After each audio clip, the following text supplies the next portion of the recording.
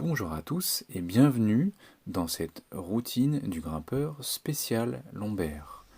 Nous allons utiliser, pour améliorer la mobilité des lombaires, des exercices inspirés des postures archétypales qui dépasseront largement la région des lombaires. Le membre inférieur et le thorax seront abordés dans leur globalité. Pour ce premier exercice, il s'agit de s'agenouiller en posant doucement et sans bruit les genoux au sol. Vous pouvez répéter cet exercice autant de fois que nécessaire en inspirant et en expirant de manière fluide et continue tout le long de l'enchaînement.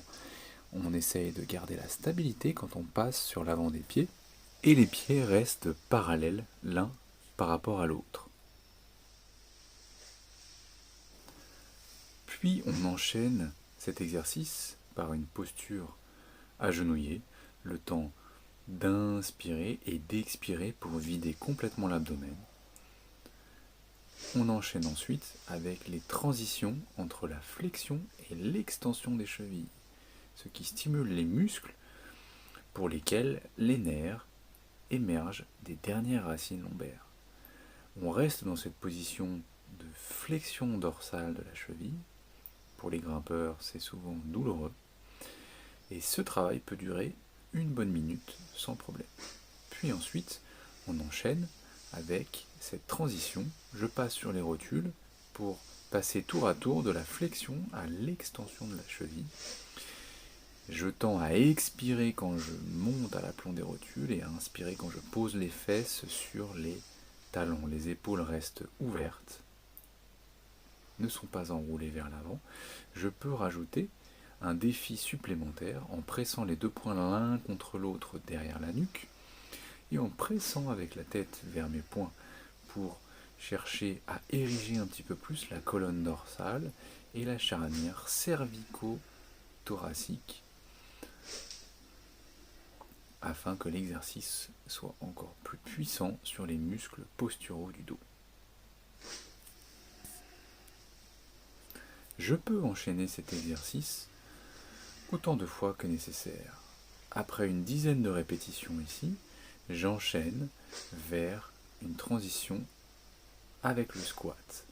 Un squat où je vais remonter à la position debout en poussant sur la pointe des pieds et je vais chercher avec mes talons le sol pendant l'ascension assez rapidement pour défier un petit peu l'étirement et la souplesse de mes mollets. Ensuite, j'enchaîne avec un exercice qui vient stimuler la région entre les lombaires et le bassin. Cette inclinaison latérale du bassin va se produire quand je pose la fesse tour à tour à droite de mes jambes, puis à gauche.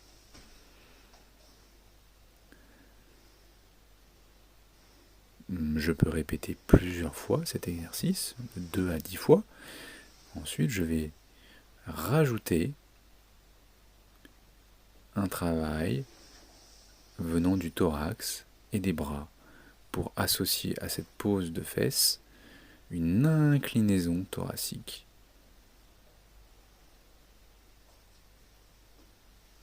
Je cherche à garder la hauteur de mon flanc à gauche quand je pose la fesse droite. Puis pareil à gauche, je viens délicatement poser la fesse gauche et rester en suspension vers le plafond avec mon bras et mon flanc, mon thorax à droite. Je repasse vers l'agenouillement, puis vers le squat où j'essaye vraiment d'inspirer et d'expirer complètement pour faire corps entre mon ventre et la partie proximale, proche du ventre et du pli de laine de mes cuisses. Voilà, je travaille à cette position fétale, entre guillemets, en tout cas à ce rapprochement maximal pour respirer avec mon ventre dans mes cuisses. Je relaxe mon thorax et mes cervicales. Ensuite, nous changeons de famille d'exercices où nous allons induire de la rotation par la famille des exercices et des transitions vers la position en tailleur. Je vais maintenir cette position en tailleur en essayant de conserver une position du dos érigée à l'aplomb de mon bassin et de mes ischions. Puis je change de croisement. Le croisement se fait à la jonction entre le dernier tiers du tibia et les 2 tiers supérieurs du tibia. Je fléchis ensuite légèrement mes chevilles pour que les tranches externes des pieds soient au contact du sol. J'alterne le croisement, jambe gauche en avant, puis jambe droite en avant, et maintenant je viens défier la mobilité de mes muscles fessiers, pelvitrocantériens, en cherchant à m'enrouler vers l'avant. J'essaie de garder le bas du dos le plus plat possible,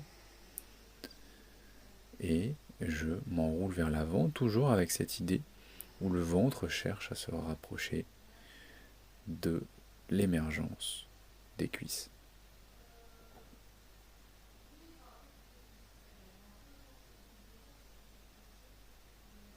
Je peux rester dans la position 30 secondes à 1 minute comme tous les étirements classiques. Ensuite, cette position d'étirement peut se transformer en position fonctionnelle, comme si je cherchais à attraper un objet devant moi. Je tends le bras, et comme nous sommes dans un cadre d'amélioration de la mobilité, cette extension vers l'avant du bras peut se transformer en arc de cercle vers le plafond, où je repousse mon bras dans le sol à gauche et où je repousse vers le ciel à droite, ici. Ensuite, je change. Bras gauche vers le ciel, omoplate gauche vers le ciel, omoplate droite dans le sol. Ok. Et dans cet exercice-là, le bassin reste stable face au sol et je travaille la mobilité tant difficile chez le grimpeur de rotation et d'extension thoracique. Je suis guidé par ma main, je la regarde avec mes yeux, j'expire sur le temps rotatoire. Ensuite, autre famille de rotation au niveau des hanches, les mermaids ou position de la sirène. Du côté de ma jambe gauche qui est en tailleur, je viens poser le ventre pour respirer avec mon ventre vers la cuisse. J'enchaîne par une rotation sur l'expiration le long de l'axe de ma colonne vertébrale et je regarde à gauche. Ensuite, je me redirige vers ma cuisse gauche, mais cette fois-ci, je vais chercher à positionner mon thorax en extension. Et pour majorer l'intérêt de l'exercice, je vais stimuler mes yeux, mes organes des sens, en cherchant à regarder mes fesses, en regardant au-delà de mon épaule gauche. Puis je me redresse. Et je répète la rotation vers la gauche sur l'expiration. Je change de position de mermaid. Cette fois-ci, c'est ma jambe droite qui est en tailleur, ma jambe gauche qui est en rotation interne. Je viens poser le ventre sur ma cuisse droite. Je détends complètement mon diaphragme en expirant et en vidant les poumons. Ok, je regarde par-delà mon épaule. Je ne l'ai pas fait de l'autre côté, mais j'aurais pu. Puis je me redresse. Et j'enchaîne avec la rotation thoracique autour de l'axe de la colonne vertébrale à gauche. Puis je recentre en inspirant. Et je vais à nouveau chercher à poser le ventre vers la cuisse. Le bas-ventre, le pli de l'aine se referme. Mais je maintiens mon thorax et mes cervicales en extension et je cherche à garder les clavicules ouvertes. Et je regarde par-delà mon épaule droite.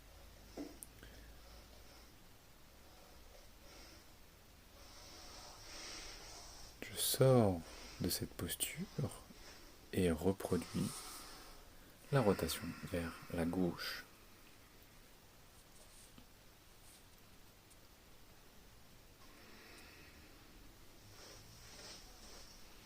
Je vais maintenant enchaîner la transition entre la sirène et la mermaid en tailleur avec la jambe gauche pour aller vers le tailleur avec la jambe droite. Je passe à l'appui des rotules et voyez, mes jambes se dirigent comme un essuie-glace d'un côté puis de l'autre. Je rajoute un défi d'ouverture et d'alignement thoracique et cervical avec la position des bras. Nous attaquons de nouveau la famille des postures du tailleur et nous travaillons l'alternance des croisements une fois que nous sommes sur les rotules vers l'agenouillement. Alternance des croisements, jambe droite dessus, jambe droite dessus. Ok. Une dizaine de répétitions sont possibles, voire plus dans cet exercice-là, toujours avec une fluidité respiratoire. La pression de la jambe du dessus sur la jambe du dessous peut être douloureuse, et effectivement, c'est un automassage que nous allons voir après. Cet exercice peut devenir un exercice de travail abdominal quand je cherche, une fois que mes deux jambes sont en pression l'une contre l'autre, à rapprocher mes talons le plus proche possible de mon pubis et de mon périnée. Et vous voyez que mes chevilles sont en flexion pour préparer la suite fonctionnelle de ce travail. Ce travail fait le lien entre la sangle abdominale et la face postéro-interne des cuisses et des jambes, notamment les adducteurs, qui sont la même chaîne fonctionnelle qui appartiennent à la même chaîne fonctionnelle que les abdominaux. Et vous voyez, cet exercice d'activation abdominale est ensuite suivi fonctionnellement d'une élévation vers la position debout avec les pieds croisés. Travail d'équilibre. Et plus j'ai réussi à poser mes talons proches de mon pubis, moins j'ai besoin de me pencher en avant pour trouver mon équilibre dans l'élévation et dans la transition vers la posture debout. Je peux exécuter encore une dizaine de fois cet exercice que Philip Beach nomme un erector size. Voilà. Tous ces exercices de transition depuis le sol à la position debout sont fondamentaux puisque présents dans l'espèce humaine depuis la nuit des temps. Maintenant, ce travail de transition vers le tailleur se transforme en travail d'automassage. Vous voyez que je viens chercher à presser sur mon mollet droit avec mon tibia gauche et je contrôle, je dose la quantité de pression que je veux exercer sur mon mollet. Et je fais donc un aller-retour de bas en haut puis de haut en bas, une dizaine de points de massage en tout. Sur l'expiration, j'exagère la pression, ce qui va me permettre de rendre mon mollet plus souple, plus élastique et de gagner notamment dans ma flexion de cheville grâce à cet automassage. Ok, même chose à gauche. Travail d'automassage de la cheville. Je monte jusqu'au pli du genou gauche, puis je redescends.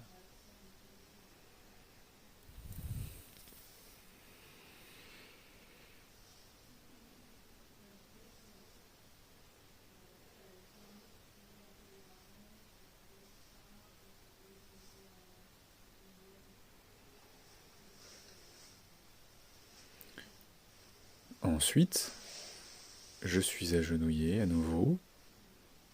Les pieds sont parallèles. La base des orteils est au contact du sol. Et je retrouve mon squat. Ventre contre les cuisses. Talon au sol cette fois-ci. Je vais maintenant chercher l'élévation sur la fin de l'expiration. J'inspire, j'expire, et maintenant, deuxième partie de l'expiration, je peux me relever, expirer, suspension.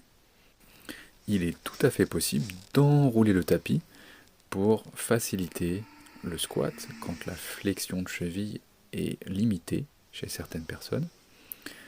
mais c'est un exercice intermédiaire. Ne pas oublier progressivement de se confronter au squat réel. Simplement pour enchaîner des séries longues et pour travailler sur l'alignement du dos avec les chevilles et les hanches, c'est bien aussi de travailler dans cette position facilitée.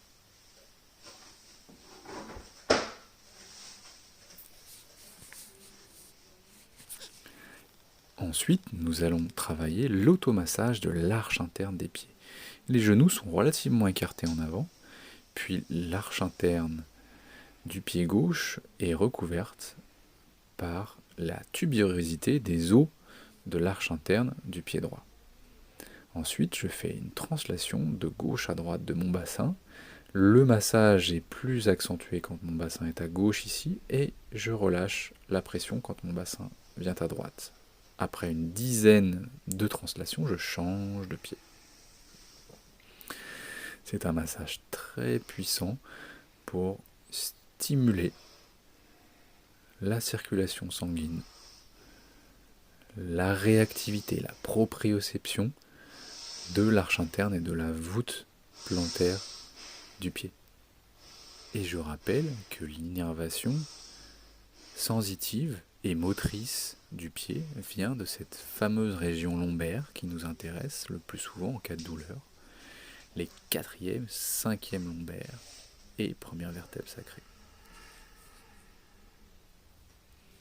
Je peux de nouveau faire une transition vers mon squat, voir à quel point petit à petit la place dans le corps se fait, dans les chevilles, dans les hanches, dans les genoux, dans le bas du dos.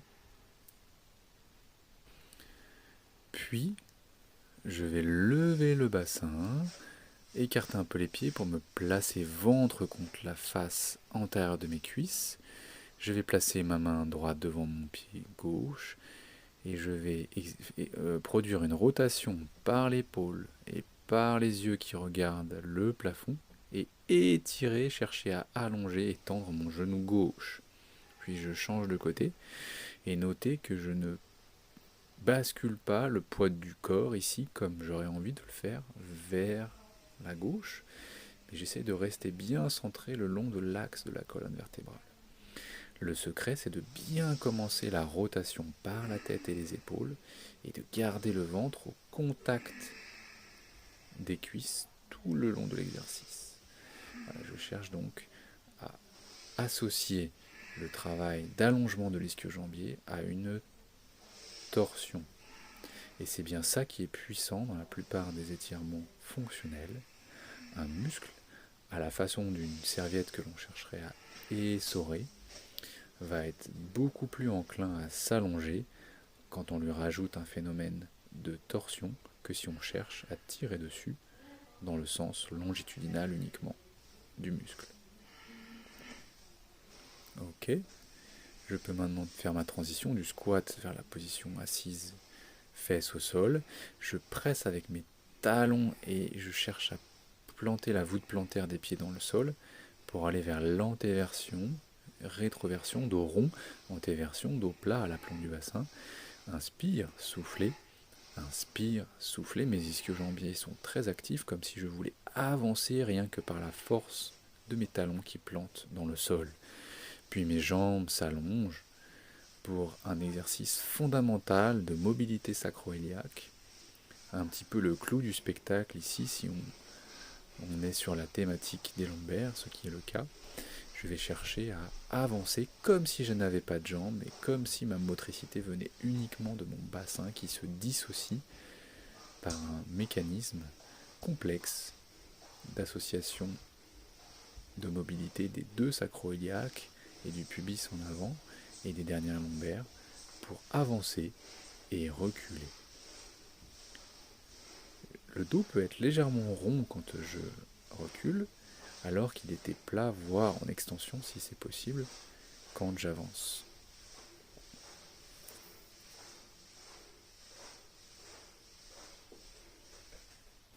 Une fois que j'ai fait mon aller-retour, je viens relâcher un petit peu les fléchisseurs de hanches par ce travail de quadrupédie, en appui sur mes paumes de main, j'emmène mes rotules en avant de mes chevilles, et quand je redescends les fesses au sol, mes épaules restent déployées et ouvertes. Et j'enchaîne par cette position un petit peu de chien tête en bas, où j'alterne les flexions de genoux pour venir cibler l'étirement d'un ischio-jambier l'un après l'autre.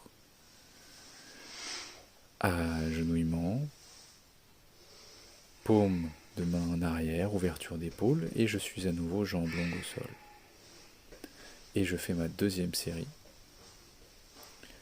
de marche sur les ischions, de marche par le bassin, avec une volonté de fluidifier au maximum le travail. Et cette fois-ci, ça ne se remarque pas peut-être, mais j'ai les yeux fermés. Et l'idée est de voir, une fois que vous avez fait votre aller-retour, si vous êtes toujours bien centré sur le tapis, malgré que vous avez les yeux fermés. Ainsi, si une partie du bassin, une sacro-iliaque, est plus raide et moins mobile que l'autre, il est probable que votre axe ne soit pas parfait.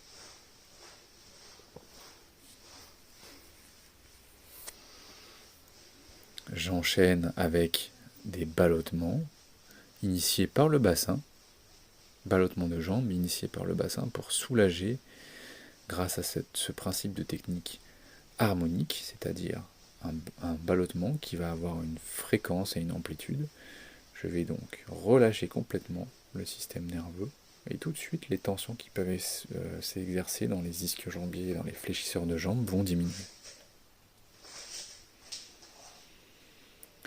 4 pattes maintenant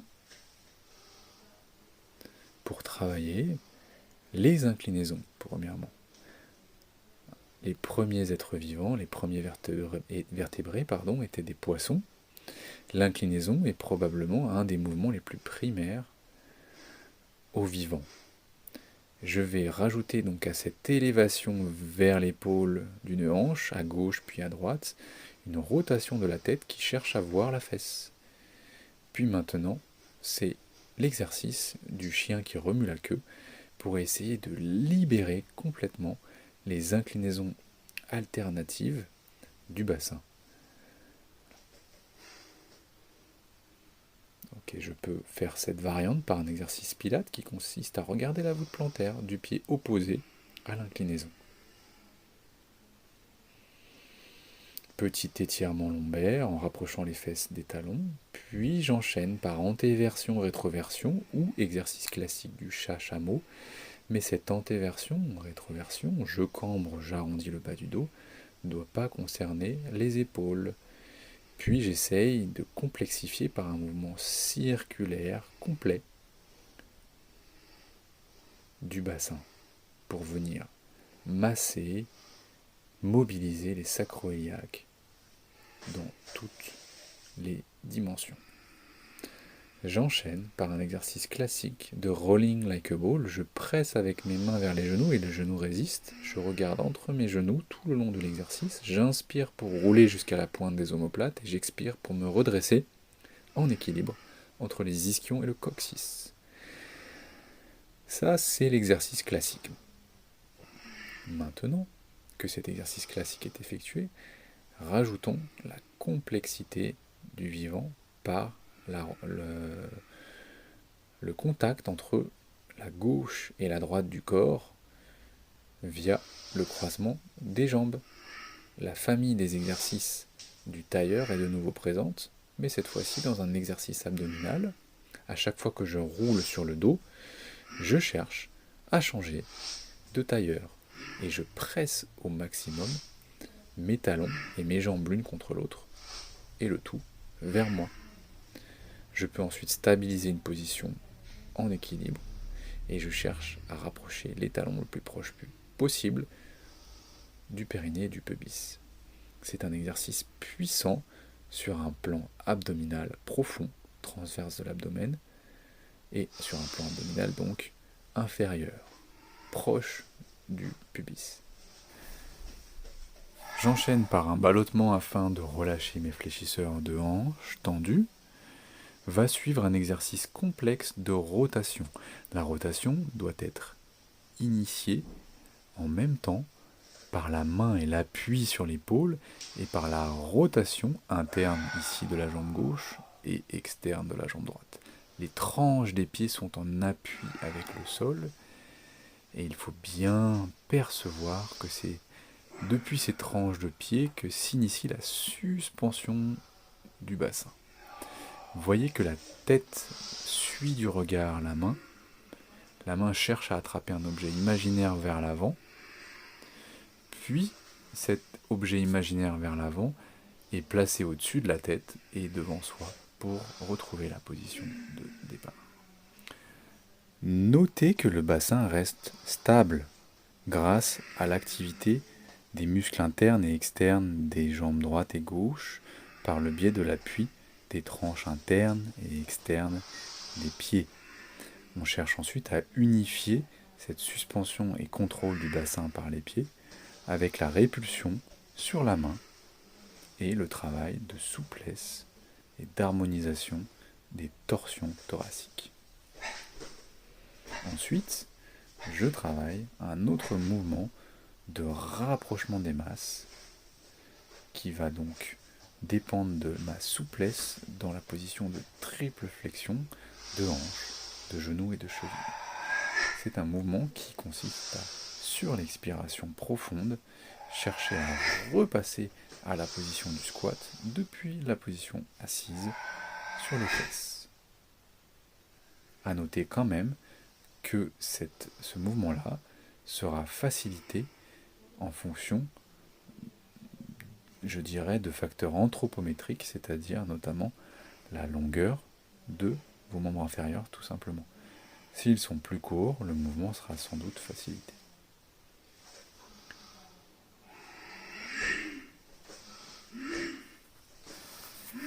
Premier essai donc avec expiration puissante.